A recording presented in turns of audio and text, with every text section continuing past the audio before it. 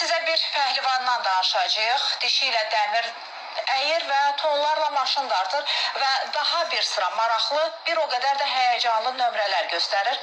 Süjeti izləyək. İgidlər diyarı kimi dünyaya səs salan Azərbaycanda zaman-zaman sözün əsl mənasında pəhləvan oğullar yetişib. Qədim dövrlərdən günümüzə qədər hər biri yarış meydanlarında öz hünərlərini göstərib. İrsən, nəsildən nəsilə keçən bu bacarıq sahibləri hazırda da yaşayır. Onlardan biri Ruslan Məmmədovdur.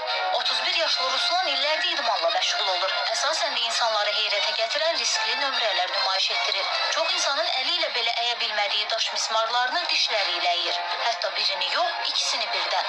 Bununla da kifayətlənməyən Ruslan tonlarla həcmi olan avtomobilləri eyni anda dişləri ilə dartaraq hərəkətə gətirir. Pəhləvanımız deyir ki, onda bu həvəs uşaqlıqdan başlayıb. O vaxtlar sıradan idmanla məşğul olmağa başlasa da, zamanla özündə qeyri-adi güc hiss